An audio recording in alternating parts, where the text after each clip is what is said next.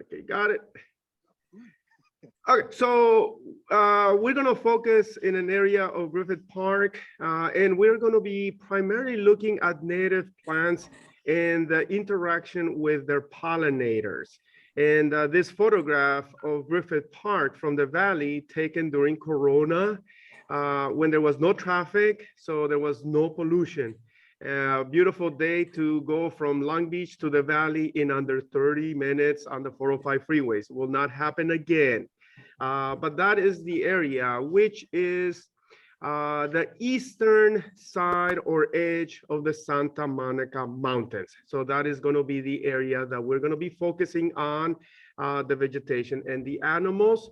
So we will see some beautiful plants. We will get to hike around through the different canyons, the different rocks.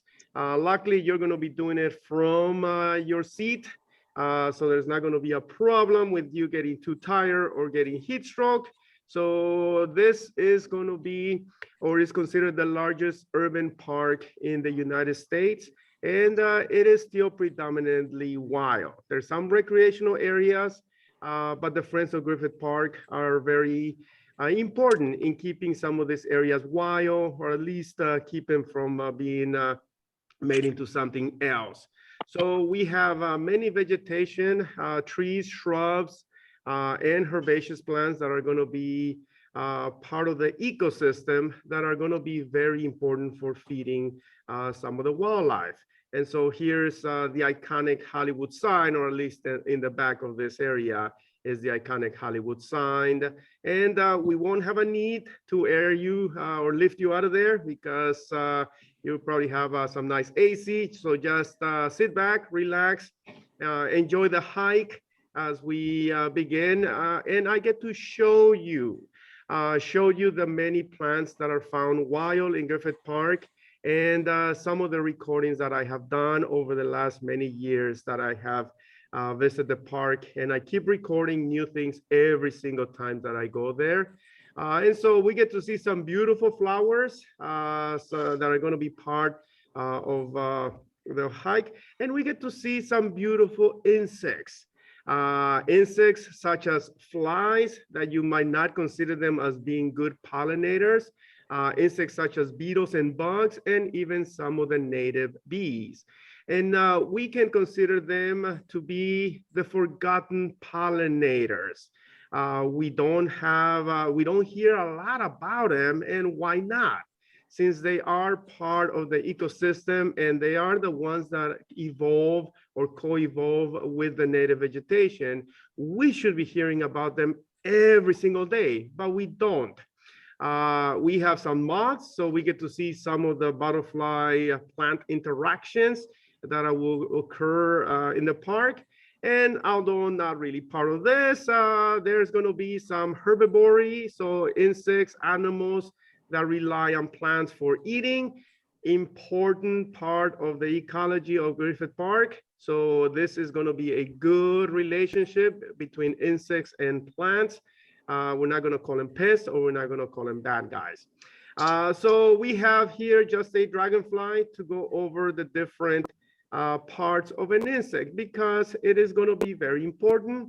So we are going to primarily concentrate on the true insects, which will have three main body parts. The first one will be the head. The head will have usually a pair of antennae, and usually always a pair of antennae, and big eyes, a mouth for the insect to be able to drink the nectar. And so one of the things that is going to be important for you to start noticing is the shape of the mouth of the insect, because as the insect and the plants evolve, some of the insects that are going to rely on plants for nectar are going to have an elongated mouth part. That's so that they can reach deeper into the floral tube where the nectar may be hiding. So keep that in mind as we're going to be looking at some of the other photographs. An insect is going to have a thorax. If the insect has wings, this is going to be the location, because insects will fly. And so that's going to be the thorax. The insect is also going to have an abdomen, where there might be a reproductive system, a digestive system, and a bunch of other things. And then we have the legs of the insects, 6 of them. The most important one, especially for bees, is going to be the rear legs. And that is because they are going to have very long hairs that will hold the pollen, and those will be called pollen baskets. That's how the insect is going to carry the pollen back home. And so that is going to be on their legs or in the special hairs out of the legs. So that is going to be the insect. Now, we love spiders. Spiders are also beneficial. They're also good guys. This will be a separate seminar that I'm working on that deals with more of the intricate relationships of other animals and plants. But for now, spiders, how they're good. We're not going to talk about them. There's going to be some grasshoppers that may be out there in relation with plants, some beetles that are going to crawl as we hike, some of them that are going to resemble pebbles or rocks, and there's going to be some animal interaction. I don't have control of the insects, so rated PG-13 if there happen to be any youngins in the crowd. And or just plants that serve as an area for the animals to sleep. The animals are active. All of a sudden, the sunset comes in. The animal is just going to crawl or crunch itself, just gonna hang in there for the night, go to sleep, and hopefully nothing is going to eat it overnight and be active during the daytime. So plants that are going to serve as area for animals to sleep are also going to be very important. Or plants that are going to serve just an area for insects to rest, get a suntan, get a sunbathe so that they can move quicker. We're going to have cicadas that are going to sing during the summer. And we're going to have some of those famous ant lions that are going to keep the ant populations down. But those are all important insects that live within Griffith Park that have relationship with plants in some form or another, not necessarily as pollination. But we do not like the honeybee. If you are a California naturalist, you hate the honeybee. The European honeybee is extremely destructive. It has harmed a lot of the native bees.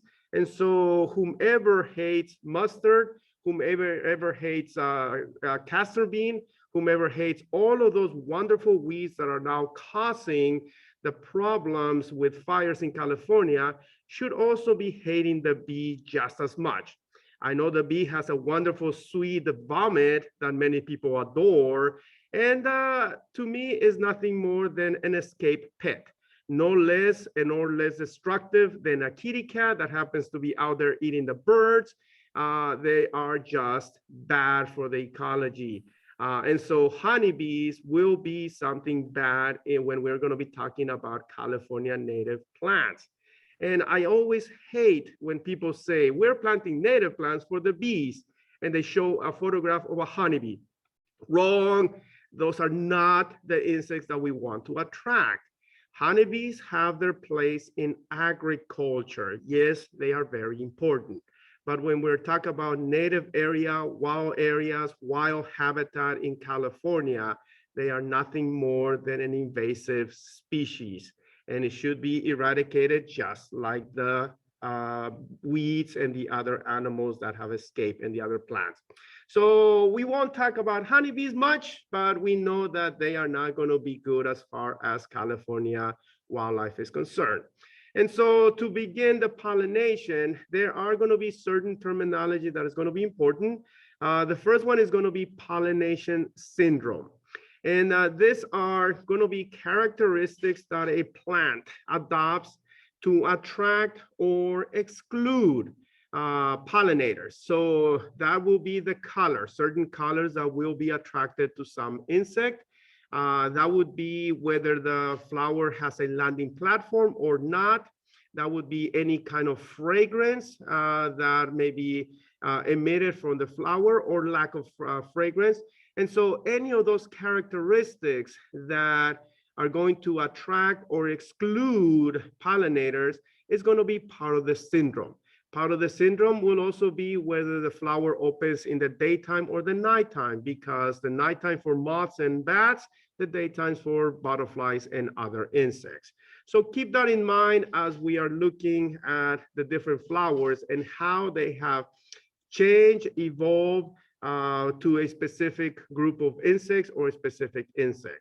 And so when we look at this Western thistle, it's loaded with prickles. It doesn't want anything to land. It's bright red, so it wants to be able to be seen from some distance. And so this would be a typical syndrome for a bird, or in this case, it would be a hummingbird. The hummingbird is able to hover, no problem with those prickles, no problem with those pines. And so an insect that requires landing is not going to steal the nectar that is going to be the reward given to the pollinator by the plant for nothing more than what is referred to as the sexual services. And so here we happen to be very lucky and caught this hummingbird in different angles, feeding on the nectar and from the flowers.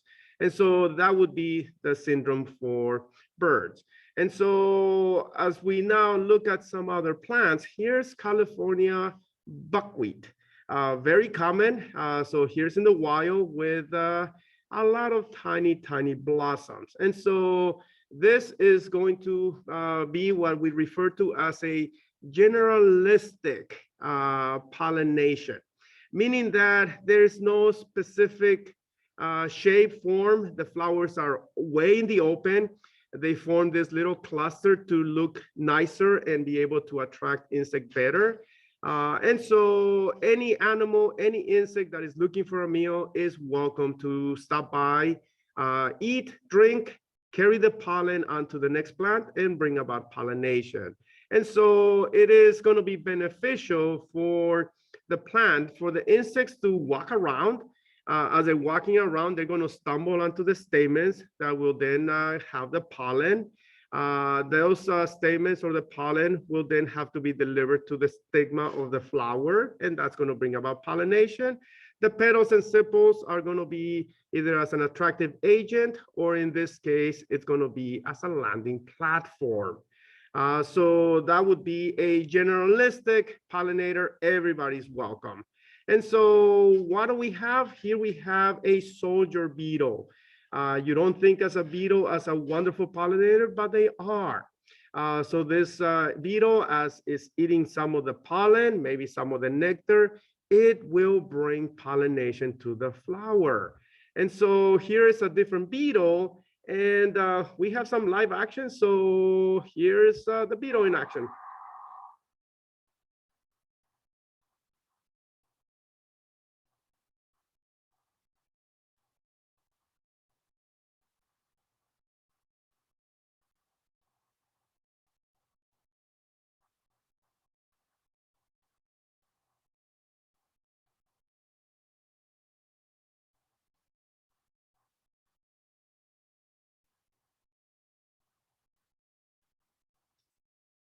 And that goes away. And so what do we have? We have a beetle that has also evolved to have long hair. That's important. The pollen needs to stick to something, and it's not just going to be a shell. And so as we're looking at different insects that may be good pollinators, the lack or the presence of hair plays a very important role. And so this beetle has walking around, has a lot of hair, especially on its head or like the thorax, because that's going to be the area that is going to be embedded into the flower, and hoping that is going to be coming in contact with those stamens. And as I mentioned before, if you notice the snout or the mouth part of this beetle, it's a little bit long, it's a little bit extended, perfect for reaching just a little bit deep into this very shallow floral tubes. And you can see right here, there is some pollen grains attached to this beetle. And so as more get accumulated and as it moves around, it will no doubt bring about the pollination to some of these blossoms. And so this beetle is a native insect and it's very important for pollination. And here's a flower tumbling beetle. Let's watch the action.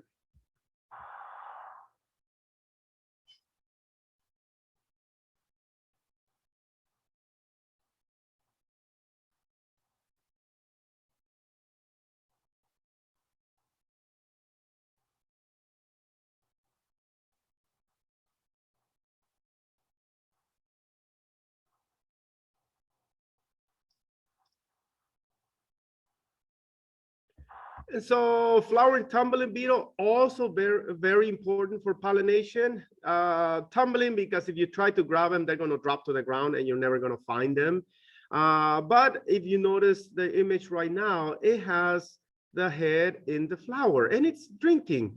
So it's taking the nectar, and in the process of trying to find a mate, that's what it was doing. It's going to bring about pollination. And here's one that is just happened to be embedded within the blossoms.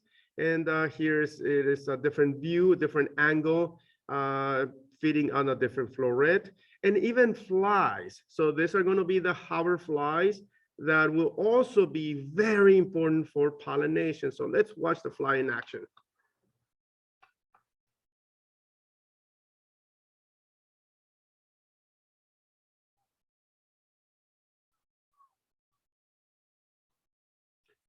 So not all flies are going to be the horrible maggots that are going to feed on trash. They have their own very valuable job.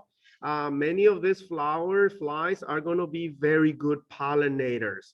So they're going to move around and they're going to have an extended mouth part, which they have a sponge and they'll be able to drink the nectar and some of the pollen. And they also have some hairs where the pollen can also attach itself to the body. And even midge or very tiny mosquito-like insects, they're harmless, but they are going to be also very good for some of the smaller blossoms.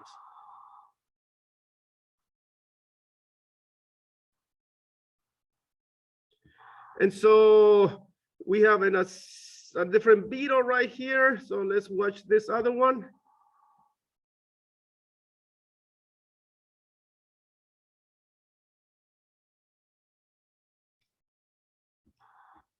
So there's the beetle, once again, covered with hair, feeding on those blossoms, coming out, covered with pollen, looking for its next meal, and in the process, bringing about pollination. Toyon will also have a big display of many blossoms, small, but together they're going to have a very nice, attractive feature. We have here a longhorn beetle that would be very important for pollination.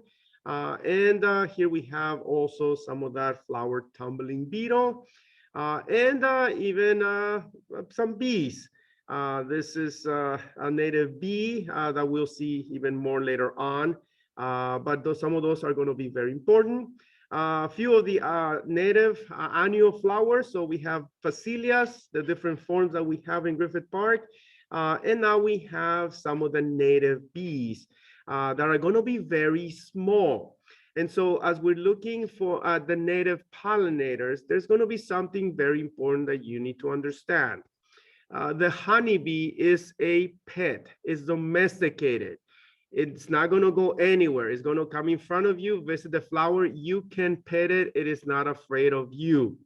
However, the native pollinators, the native insects are going to be skittish. They're wild. They don't want to get caught. They're very small. And so if you don't see them, it's because the moment you get close to them, they're going to fly off.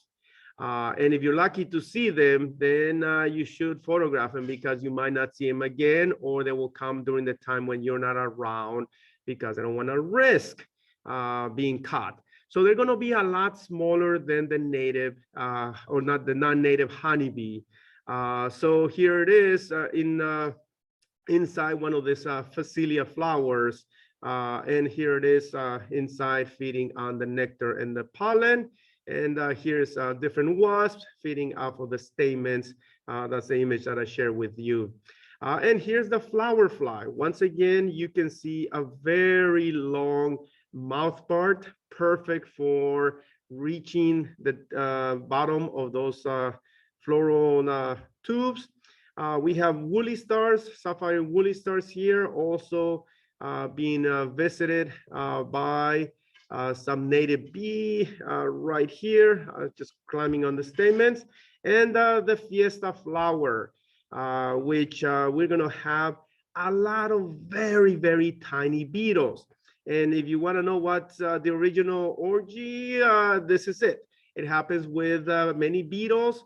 They find flowers, it's nice and warm. There's food, there's a party, there's mates. It happens. And we will see more of that. But having dozens of beetles congregate in a flower is going to be very common because that's their life. And some flies and even some of the bees that are going to be mixing and fighting for the nectar. And so when we've seen the general pollination, here's popcorn flower, and popcorn flowers is going to show us something different. Now the plants are beginning to exclude everybody. Now they want somebody that is going to have a longer mouth part. So here we have what we refer to as more specific pollination, or they want a specific pollinator. Now the different parts, the stamens, the stigma, are no longer out in the open where everybody can enjoy. Now they're hidden inside a floral tube. And so only that animal that has a longer mouth part can be able to reach the reward. And so who is that insect? Let's watch.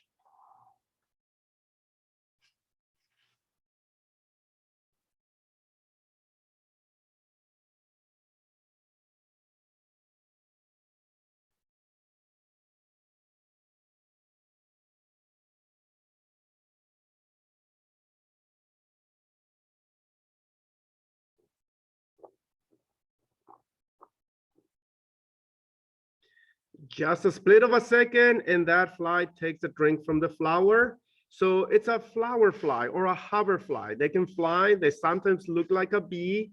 They will go to flower, and they will be able to pollinate them. And here they are with the flower. And here's some different angles of some of those flies. But more important, here it is when it's drinking from the floral tube of those popcorn flowers. And here it is with its mouth out. So you can see very slender, almost the same diameter as the flower tube, and probably just about the same length, so that it's going to perfectly fit into the floral tube and be able to take the nectar from the base of this flower. And so having this as a specific pollinator is a great thing. But that's also a big gamble on some of those flowers. So perhaps some of the flowers may have like a specific pollinator, but as an insurance, perhaps another insect can also do the job or can help along. But this would be the rightful pollinator for this popcorn flower. But bees, they can also do the job. However, their mouth part is not going to be long enough to take the nectar, but the pollen is right within reach.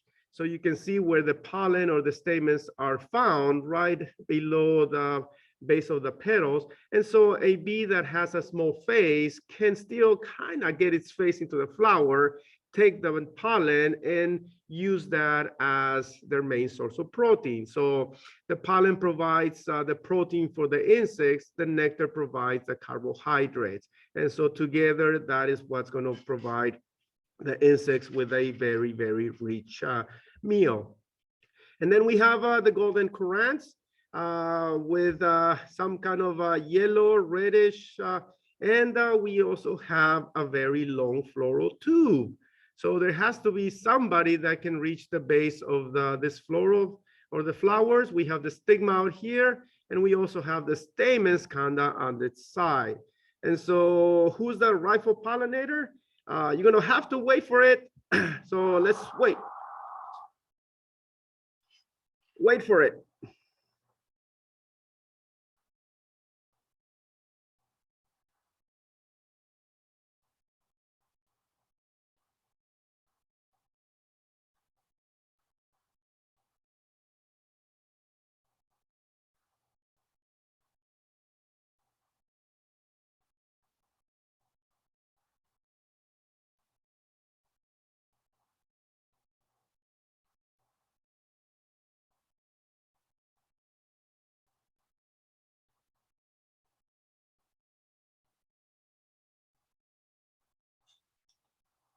And it's gone. So that would be another syndrome for pollination by a bird or a hummingbird. However, just sitting and watching this plant while I was having a break and lunch at the end of my hike, I recorded a lot more than just hummingbirds.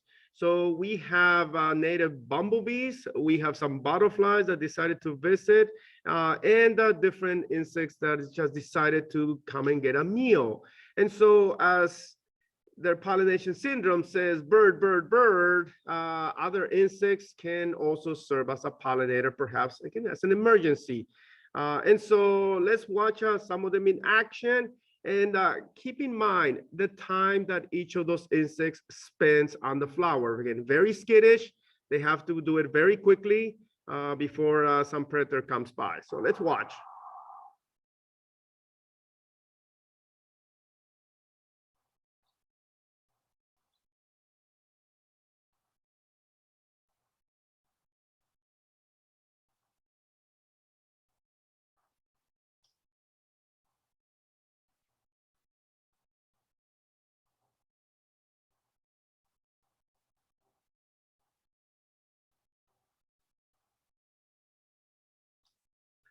So that's a native bee, and here's a different one.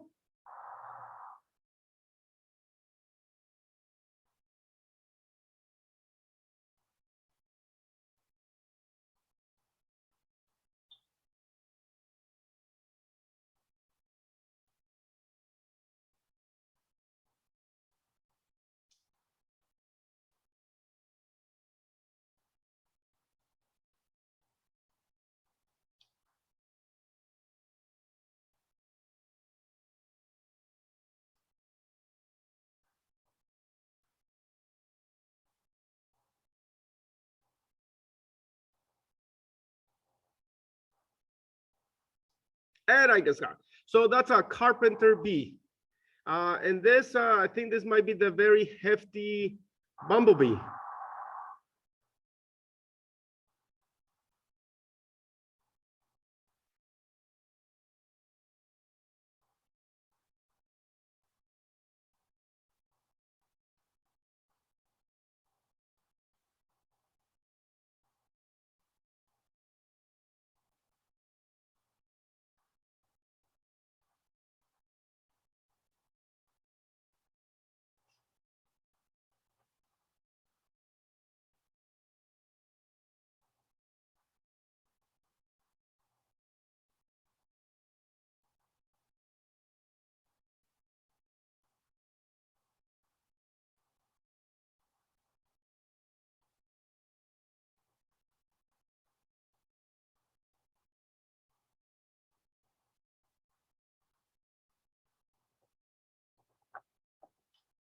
And the wind frightened it.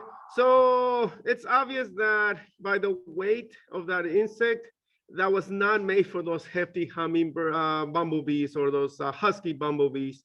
And so all of these native bees, where do they make a home? And this is another very important thing, that as people are planting native plants for wildlife or for insects, or as people are creating habitats for insects, keep in mind that plants are going to be important, but also other areas. And so in this case, we have open ground. Open ground that is going to be decomposed granite, where some of these solitary bees are going to make their nest. They're going to dig up a hole, and that's where they're going to line it with leaves, and they're going to store and raise their young. So not only open areas that are going to be good for these solitary bees, some rotten log that is going to be good for carpenter bees, and or other materials that is going to provide an area for the insect to make their home. That is just as important as the native plant, but I don't hear that in use as often. And so the problem with weeds is that they will cover an entire area, excluding this valuable areas where there's just decomposed granite, bare soil for the insects to dig out their burrow or their home. And so in the image, we have some of those native bees, with their abdomen kind of coming out. So those are their burrows. That's where each individual has their home. And this is what's going to happen. So I was fortunate to find this, not in Griffith Park. We're being very honest here. But this is one of those compartments made by a leaf cutter bee. And so job number one is to find a suitable area. Job number two is going to be to line it with the leaf. Once a compartment is lined, then the insect is going to pack the pollen. And then once that happens, then they're going to lay one single egg. And then they're going to cover it. And so here is the top of that compartment that I removed the different lids. And inside we have the pollen perfectly packed. And there's the baby bee that is now feeding. This is where the non-native honeybee, the horrid honeybee, becomes a big problem. The honeybees are very good at foraging. They get up very early. They strip every single flower from their pollen and nectar, and they don't leave enough resources for these native bees to raise their young. And thus the population of the native bees begins to decline. And as the honeybees become bigger in number, they keep doing a very good job of picking up the pollen and the nectar. And that's how they have been affecting and decimating the native bee population. And just to bring it in this, we're seeing in the image into some kind of other concept, if you have a child, then think about it. When you learn that you were pregnant, and this is going to be for the females, I'm so sorry. The moment you realize you were going to be pregnant, you have to build a home from scratch. Granted, you're going to find all the material, you're going to find whatever you need to build that home for that one offspring. Then you're going to find enough food to raise that young until 18. And you're going to find all that food and pack it into that house in one single, whatever time that is. So that is a lot of resources for an individual. This will be a small bee or a human to find in a very short window. And that is before you give birth to that child. You have to have all of that done. And so it will take many hours of strenuous work visiting many flowers for a single bee to find enough pollen to raise one single child or one single baby bee. And so, yes, honeybees are horrible because they are very good at getting the resources from the flower. And so here we have a climbing pistillate, a different individual. The syndrome says that it is going to be pollinated by hummingbirds or birds. However, where there's a will, there's a way. And wherever there is a nice way of getting the pollen and the nectar, there might also be some kind of plundering. And so here we have a carpenter bee, not its rifle pollinator going towards the flower. And it's not even going in the right way. It's going straight to the back. The bee has a very strong jaw.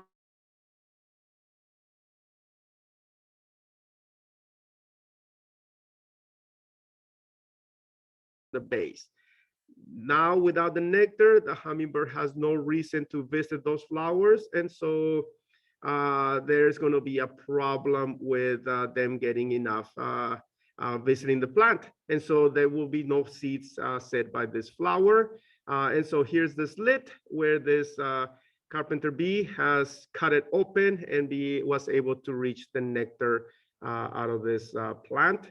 And here it is in the action, cut with its mouth inserted into the floral tube. So plundering, robbing, yes, it happens in the plant world as well.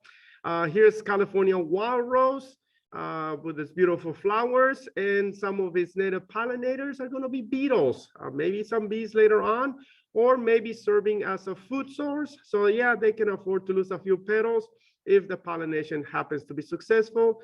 Here we have some longhorn beetles feeding on the flowers.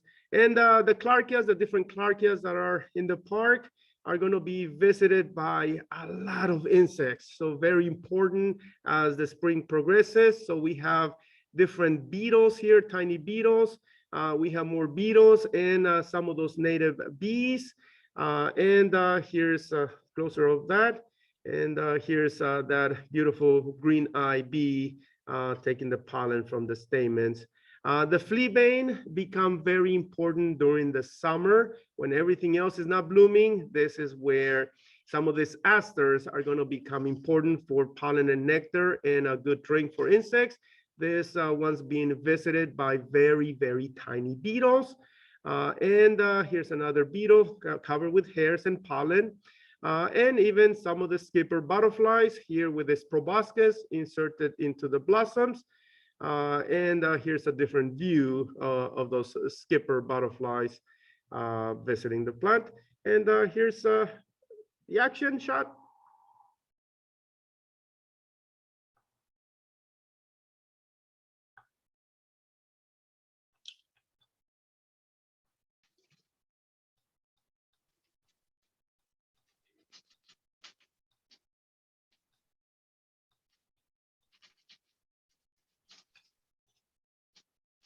And it's gone. And so we have some bees that are also going to be visiting them. So these are the longhorn or the long antennae bee. Here's some different views or different angles of that bee that decided to cooperate. And here's the action shot.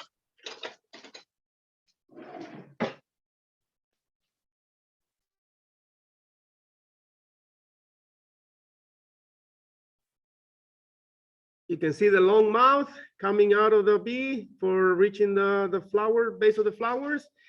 Chaparral mallow, hibiscus-like, pollen exposed. Here's a native bee completely covered with pollen. Very important for the plant is for the bees to not clean themselves because then they're going to strip all the pollen. So for the benefit of the plant, the bee should visit the many flowers, and when it gets home, then it can take a shower, then it can clean itself, and then it can pack the pollen into those compartments for their babies. But it shouldn't be a very clean or hygiene-oriented bees because that's not good for the flower. And so here's a different flower, and this one has weevils, beetles, weevils here feeding on the pollen and hopefully bringing about pollination. Here's prickly phlox and a true the syndrome is for butterflies. We've seen the skipper visiting a few of those asters, but this would be a true syndrome for a butterfly because it has a very narrow tube. So just wide enough for that proboscis and a very long floral tube as well. So there's the entrance to the flower, and there's a very long floral tube. There's the entrance, and some of the pollen already being brought out by some previous visiting animal. And so here is one of those skippers that I kind of managed to get, not a very good shot. There is not a very good video of a butterfly, but it's there. At least I have recorded that it was there. But I'll work on this one.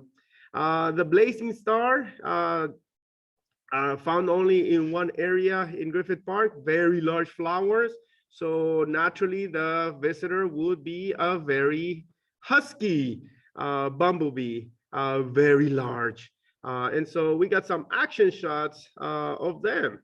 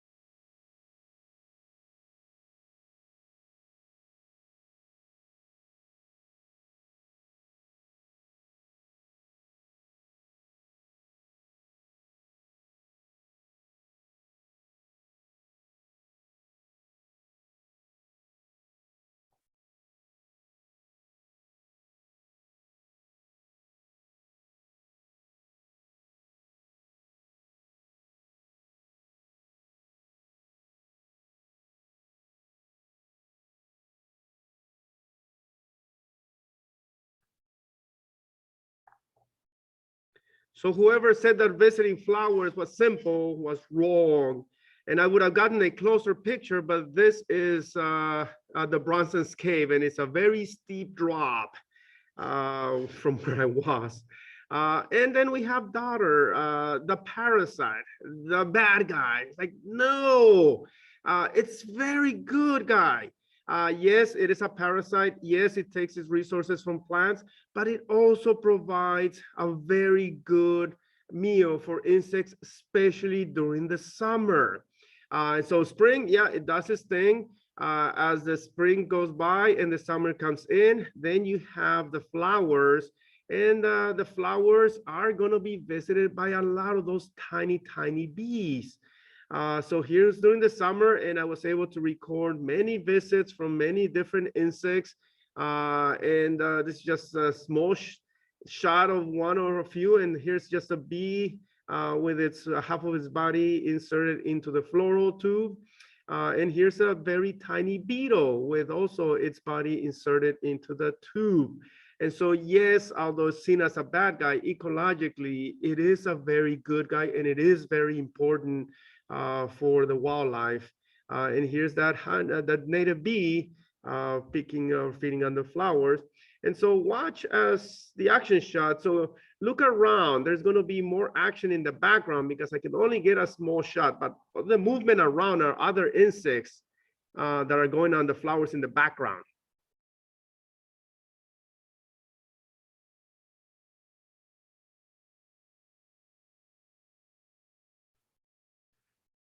And so here's more beetles mating and feeding. And here's those beetles as they came out and or feeding on the pollen from this daughter. And the same thing with the, oh, here's another action shot. So yeah, look just around and see the movement, all the movement that is happening.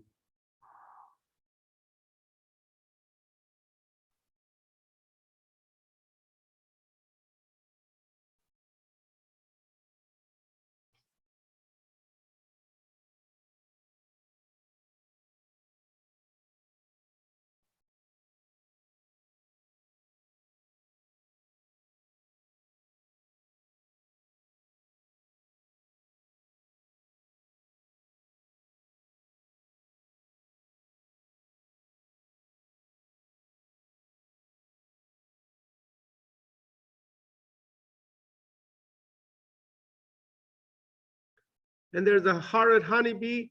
And so I wish I could focus in a small area, but then I am missing the big picture. So all those little movements, those are all the native bees that are very tiny, just going from flower to flower, moving very quickly, being skittish. But that's the nature of the beast. And then we have the Nevis bricklebush. And so a few areas, flowers not very attractive, but we were able to determine that it was a butterfly that happens to visit this plant.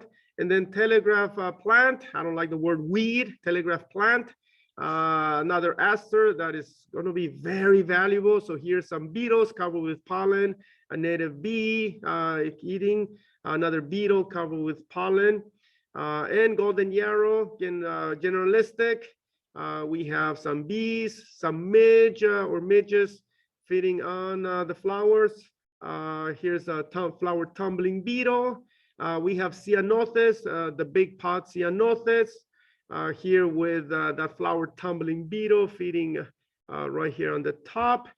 And here's a different beetle feeding right here. And the chaparral whitethorn with its flowers. And here's some of the native bees, two different native bees feeding on those flowers. And here is a close-up of another bee, a different type of bee feeding on the flowers. I mentioned the asters, cliff aster, very, very important during the summer. So here's the blossoms, and let's watch this soldier beetle.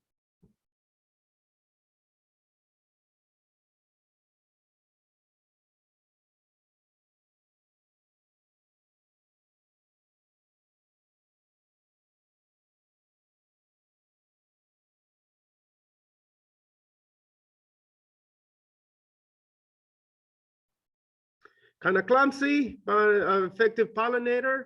So soldier beetle, here's covered with pollen. You can see the pollen all over its legs and some of it in the thorax. But what is more important is going to be that very long mouth part. And you can see it here. When not in use, it's kind of folded towards the back of its thorax. And when it's going to need it, it's just going to bring it right out and reach the base of those nectaries. So here is the tip of that mouth, and there is the base. And so when you look at the size or the length of the head to the mouth, it's a big ratio. So the mouth is way bigger than its head. And that's going to happen with many of these insects.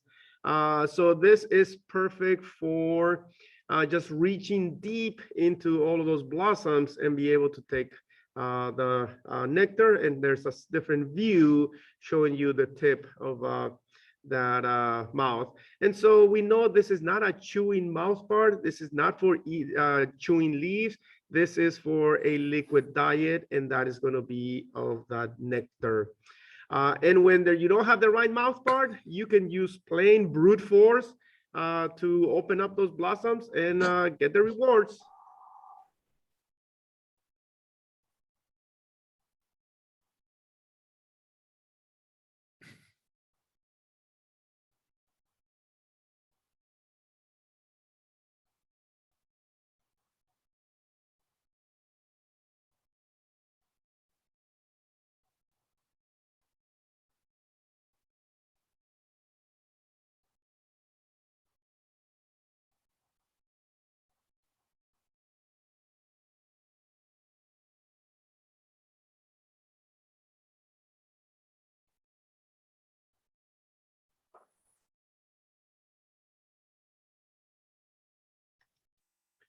So exposed statements, no problem. Pollen, easy. Nectar, a little bit more work.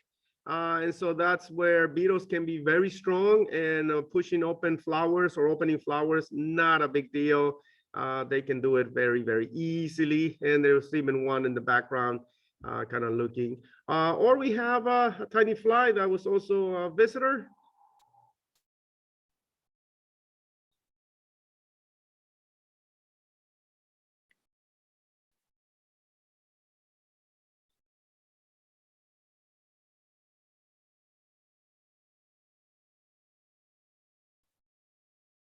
Grooming is important, not right now, but it's important. So in the process, the fly can bring about pollination, as you can see there, and just more beetle action. So let's watch.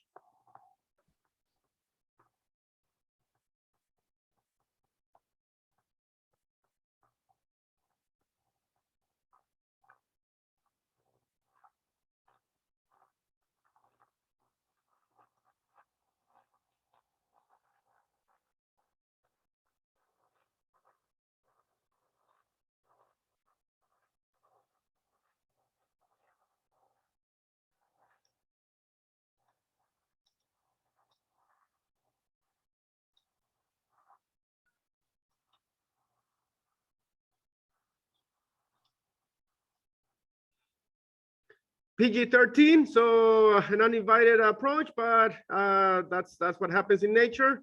So those two beetles were just eating and decided to do a little bit more. And so I mentioned a lot of beetles in a flower, very common to see that. So here's where you have just different beetles either congregating or mating. And so here's a side view. And this is a metallic wood-boring beetle. So when they come out, they also feed out of pollen and nectar. Or I mentioned flowers, plants serving as a home. So this is where they got cut out during the night. They just rolled the flowers, went to sleep, and they just waited for the next day. And that's what happens. They're just taking a nap. And here we have that midge. And I mentioned the midge before. Look at that mouth part. Compare the mouth part to the body. Very tiny head and a very long mouth part for this tiny fly or midge. And here's a different view. for this insect. So very important, especially for those smaller blossoms, and this one's coming out. And some action from our skipper.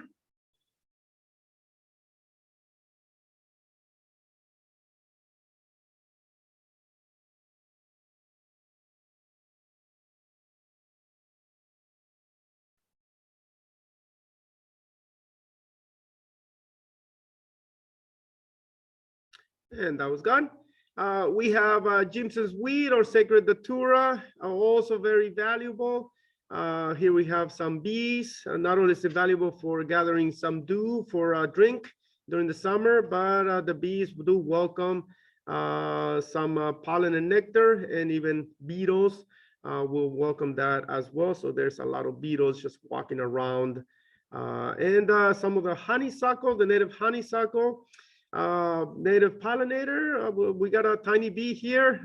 Whether this be the right one or not, I think they say moths, but we got a native bee that decided to visit while I was there, and we got some action shot from that one.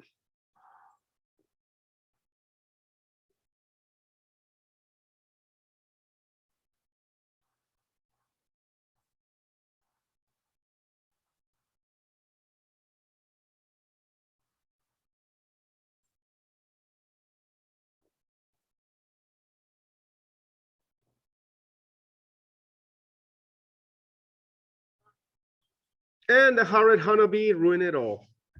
And then we have another action shot.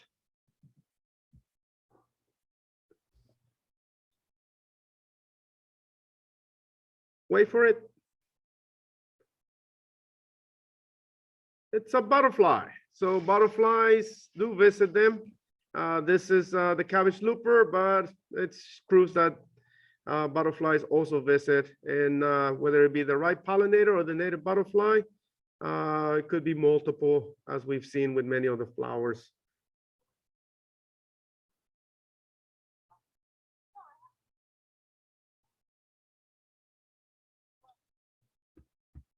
And some of the euphorbias, this is rattlesnake weed. And again, I don't like the word weed.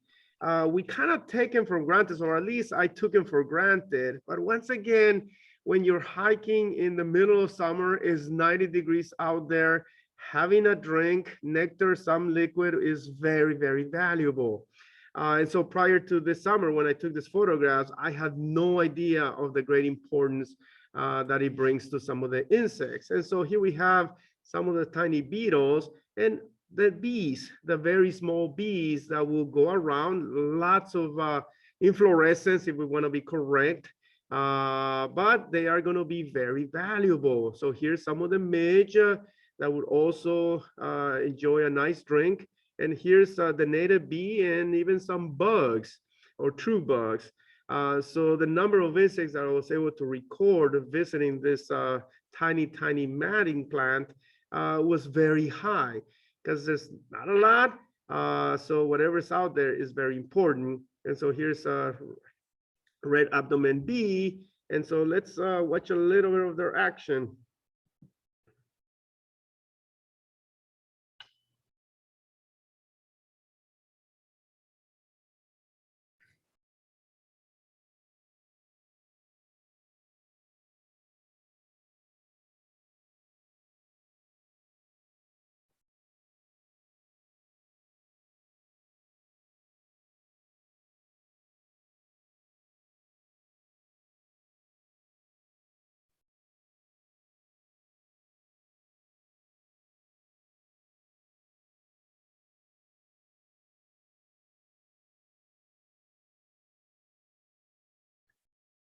So every plant has its purpose, every plant has its job, and this one proved to me that this tiny plant that often is overlooked by many people because it's not that impressive, has a very valuable role.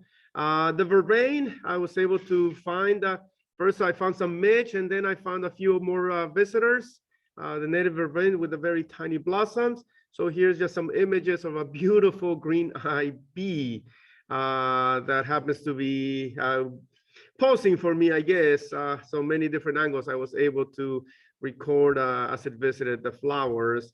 And that's when I say beautiful green eye bee, because it has beautiful eyes. But once again, look at the mouth part. It's a little bit long, perfect for reaching the base of those very tiny flowers. And so we got a little bit of an action shot here. Just notice again the time, how long it goes, the time that it spends on a single blossom.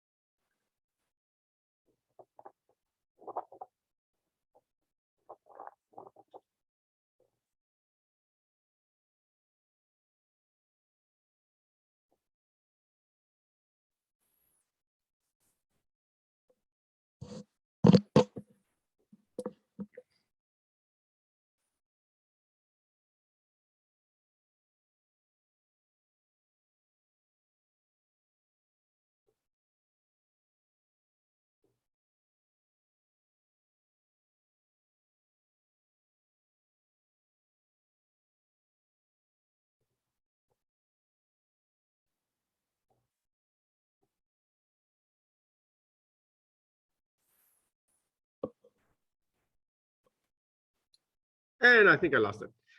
So here's that midge, the midge that I recorded many years ago, but I was able to find it again.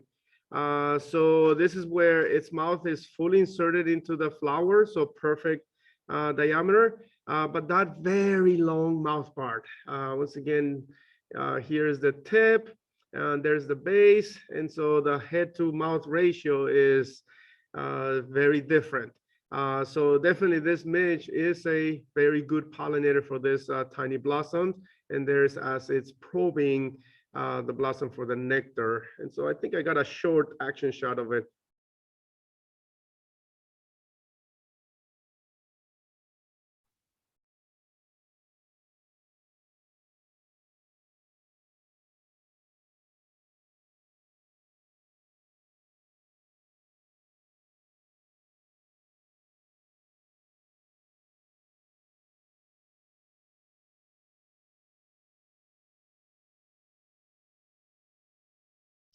And I lost. So a couple of other native bees. This wasp happens to be visiting when I was there. Again, a very long mouth part right here, or tongue, perfect for those flowers. And I was able to get us some action shots.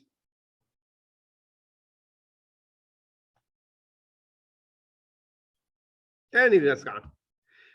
Some of the golden bush, another very important that I just, summer, nobody pays attention to some of these plants, but their importance is often overlooked. So here's golden bush flowering in the summer.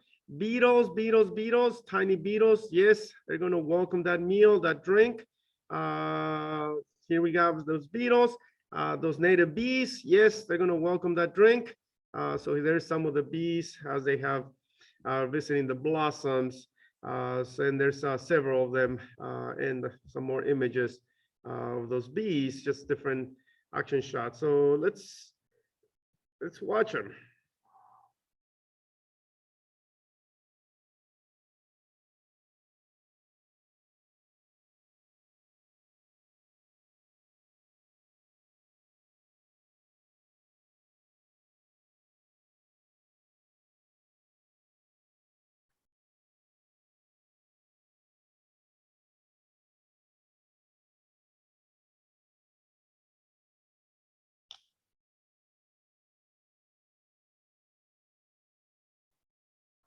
And I lost it.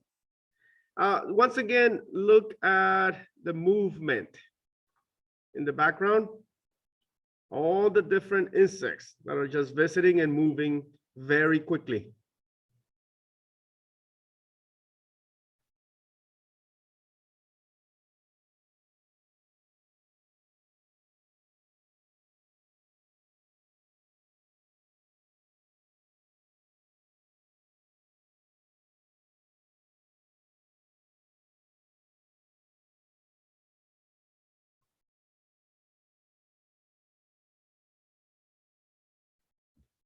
And so if you're lucky, you may get that one bee that might not be camera shy, and that's when you get some of these images. Or skipper, also visiting during the summer. The morning glory, the native morning glory, very valuable. So there's the flowers, and here's some of their visitors.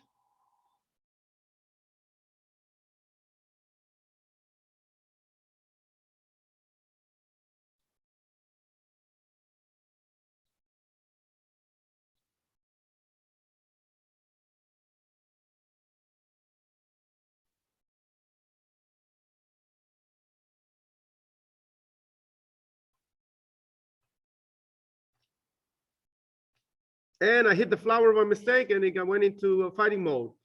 Stepping on the stamens, stigma, yes, that is exactly what the flower wants. So this bee happened to be doing exactly what it's supposed to, including some of these other ones. And I was able to record some of them as they came out. Here's a different bee getting the nectar and coming out after getting its drink, and a few other insects, bees coming out. And here's just some more action footage of them.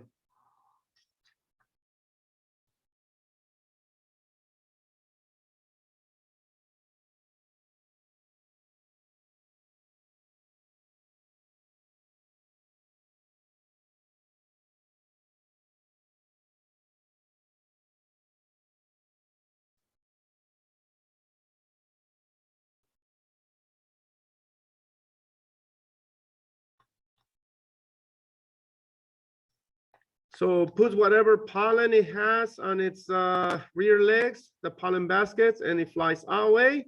And here's the beetle orgy. It's happening nice and warm. It's in the morning, so the sunlight warms out the flower even better than the surrounding environment. And this is what's going to happen. A lot of action in nature, beetles having fun, eating, drinking. And procreating the next generations, as we can see here, just going deep in for the nectar and mating, as well as flies here walking all over the stigma so that it can deliver the pollination. And I'm going to say this is my favorite because this is a big bee fly. And I'll say this is my favorite as far as probably the real pollinator for this. Because it has the perfect body to stamen ratio. So no way can that fly feed on the nectar without coming in contact with the stamens and being completely covered with stamens on its back. And it has hairs. It looks like a bee. It squeaks like a bee, but it is a fly. And so I would say this would be the trifle or the true pollinator for this plant. And there's a close-up of this individual with the stamen making perfect contact with the back of the insect. Some of the cacti, so the Western cholla that we happen to have in the park. So this is the flower, many tiny bees. However, towards the bottom right, we see that horrid honeybee. And yes, it's going to move everybody out of its way and take the resources. Some of the geophytes or those bulbs. So we have the wild hyacinths here just coming out of the ground. And we have some beautiful bees collecting the pollen. Notice the baskets completely full of pollen.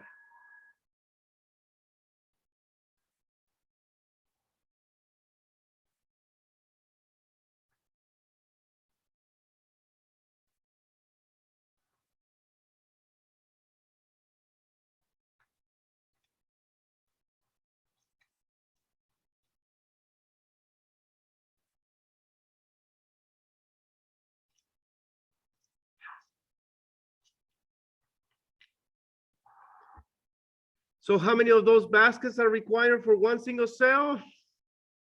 Dozens of them. And so how many flowers does each of these female bees have to visit? Hundreds of them to be able to provide resources for one single offspring. So there's a honeybee or that bee with its pollen baskets completely full. And here's a different bee towards the top, which has its baskets half full. And this one just happened to be cut out in the night. It was cold, it was wet, And so it just took shelter inside the flowers and waited for sunrise with beetles that kind of kept it as companions. And there's some more beetles with that sleeping bee right here. And even a flower fly or hoverfly here feeding on those pollen and nectar. And here's mating beetles feeding and mating. And a lady beetle here feeding on whatever insect is feeding on the plants. And here's some thrips. And the thrips are going to be another insect that is not given enough credit. If you shake any flower out there, you're going to find a lot of these insects. And these are going to be the main source of protein for hummingbirds. So when the hummingbird goes from flower to flower, yes, they're drinking the nectar, but they're also getting their protein from a lot of these insects that are already in the flower. It just gets licked by them without any problem. And that's what another reason why the hummingbirds visit flowers, not just the nectar, but the protein that is just as important. And so the thrips are very small. They're going to be found in a lot of these tiny blossoms, and they are going to be very good for the ecology. So here's the wild hyacinth, and here's where we got a swallowtail or that anise butterfly, and we got a little bit of footage on it.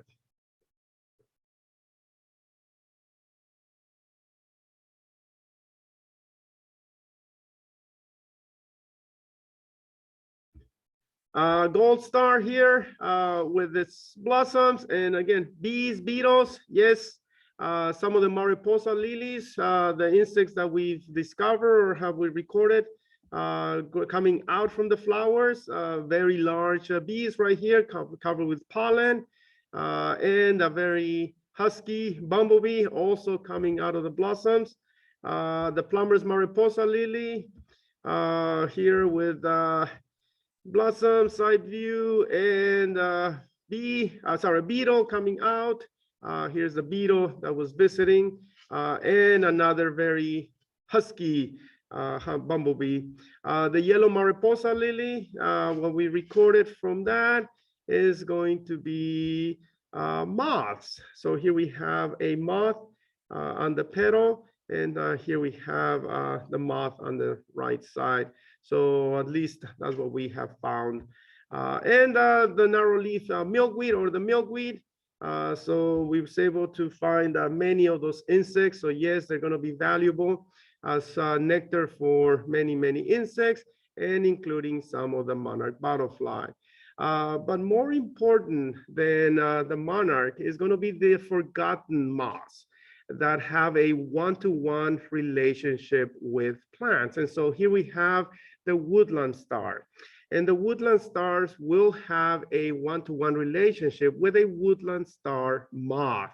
And you don't hear a lot about this. You just hear about that cutesy, colorful monarchs. However, these relationships are just as important. So the woodland star provides a nectar source for this moth. But in addition, the ovaries of the flowers are going to provide a source of food for the developing young. So this is going to be a one-to-one relationship between a plant and its pollinator, which is going to be a lot more intricate than some of the other ones that we've seen. And here's that moth as you can see, the proboscis. And the last example for today, which also shows a very intricate relationship, is going to be the chaparral yucca, growing wild. I'm sure you've seen it. And we have a lot of flies, Mitch, that are going to be hovering all over the flowers. But that is not the rightful pollinator. So here's the flies. And then we have a gray yucca moth. That's great. However, we're looking for a cutie one, and it's right here. And we are looking at this area where we have a more of like white and colorful yucca moth. And so when we look closely at them, this is what we're going to find. We're going to find that the yucca moth are going to rely on the developing ovary of the yucca. And this is where the insect is the relationship is going to be so complicated that the insect is going to purposely pollinate the flower. In all the other examples, it may have been by accident, but now it's going to be purposely. The moths have a special compartment where they carry the yucca pollen, and they carry it from flower to flower. So what we are seeing here is the process of the yucca flower inserting its egg-laying apparatus into the ovary of the yucca flower. When it inserts the apparatus, it's going to lay the eggs, and it's going to parasitize some of the seeds. And when it's finished doing that, it will then purposely put the pollen on the stigma of the yucca flower.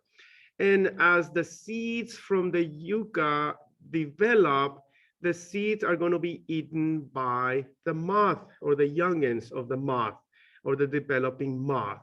And so this is once again where the honeybee could have some crucial consequences. If the honeybee take away all the pollen before these mama moths can find any, then there's no way they can pollinate the flower or the stigma to provide the nourishment for its young. And so this is where they're laying the eggs, and then they're going to pollinate the flower.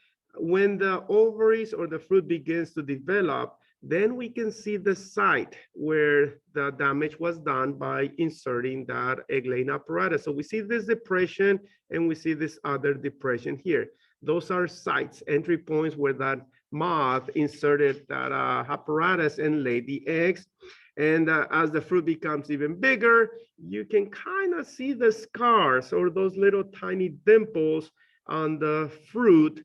Those would be the consequences or the result of that laying apparatus. And here they are, a little bit close. That's going to be where, when it was an ovary, it was very tiny, but as it manifests into the big fruit, it grew wide, bigger. Then you can see them as some kind of damage or a little bit bigger. When the seeds mature, they are going to be released. What is left behind are going to be hollow seeds. So this would have been seeds, except an egg was laid in them. And so now we have the opening where that moth, when it became an adult, flew out, and now it's going to find the pollen. If it's a female, it's going to find a mate, find a flower of a yucca at the right stage, and continue on with the cycle. And so you can see the number of seeds that can be sacrificed: 2, 4, 6, 8, 10 seeds per moth youngin. But in the process, yes, there's going to be certain seeds that will be sacrificed, but not all of them. And so the yucca can continue on reproducing and sending out viable seeds into nature, and then giving a few to the moth. And in the process for that, the yucca gets deliberate pollination. So when we open them, there's hollow. So everything, the content of the seeds or developing seeds is gone, eaten by the baby moth. And so the yucca moth and many of these other relationships are unknown, or at least not as publicized, because I guess these insects are not as sexy as those monarchs, but they are just as important, because just like the monarch relies on milkweed, the yucca moth relies on yucca, and vice versa. And so with that, I will end my presentation, and I can address any questions that you might have. Thank you, Jorge. That was quite extensive and amazing macro photos and action shots. I knew we were having pollinators, but I didn't realize we'd be talking all about the birds and bees. So let's see. So Cynthia says, love to know how to evict the honeybees from my native plants. You cannot, because they're in agricultural benefit, and California is an agriculture state. Any product or any deliberate attempt to kill the bees is going to not be good. So yeah, it's it's out there. It's just like, how do I get rid of the weeds? It's a human blunder, and it's a problem. I don't know any real solution. If you exclude the bees, the honeybees, then you're probably excluding some of the other native pollinators. I think part of your answer also is just the more native plants you grow and providing habitat for the other, not for the native ones, then correct. So if that will help. If there are other resources or more plants, then yes, I agree with that. That the native bees could find those resources that are not being taken or by the honeybee, or it's just going to be too much for them. So I agree with that. Yeah. So Dee just made a comment. These photos and videos are impressive. What a treat.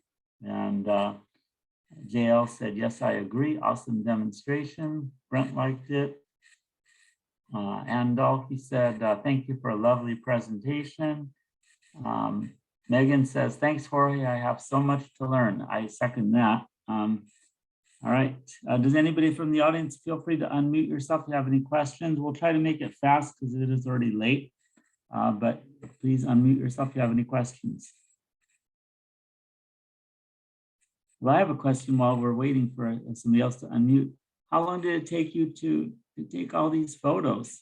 It's an ongoing project. So most of them, I'm going to say about 2-3 years, only because later on I started focusing on getting more footage. Before it was just the flower, and whatever insect. But once I focused, then I was able to get a lot more footage and just be patient and sit around a little instead of trying to hike the whole area and just wait for those insects to show up, because that's the clue, the key. Okay.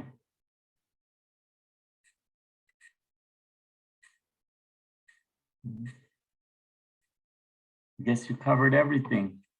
So. Well, if I think you'll have my email in case there's any questions that anybody that comes up later on. I will gladly address them. Yeah. Do you teach a class at Long Beach City College on pollinators? Or not necessarily on pollinators. It's just part of flowers. But this is my seminar, just focus on native pollinators. Okay. So, and I think I mentioned before, the follow-up to this would be seeds and seed dispersal. So if you're interested in that one, just I can work with your vice president in scheduling that whenever you have space. Okay, we'd love to have you back. So before everybody leaves, just really quick, our next meeting will be July 11th, and we're hoping it's going to be in person at George F. Canyon. We're still waiting for permission, so just block your calendars. This Saturday at 9 o'clock is the Land Conservancy Nature Walk, which you can actually see some of the flowers, the morning glory, native morning glory, the some really impressive toyon blooming near the end of Crenshaw. So thank you, everybody. Good night. And don't forget to vote tomorrow if you haven't yet. Good night. Good night. Thanks again, Jorge. You're welcome. Thank you. That was great. I'm going to end the recording now. Thanks, Brent, for recording it. That I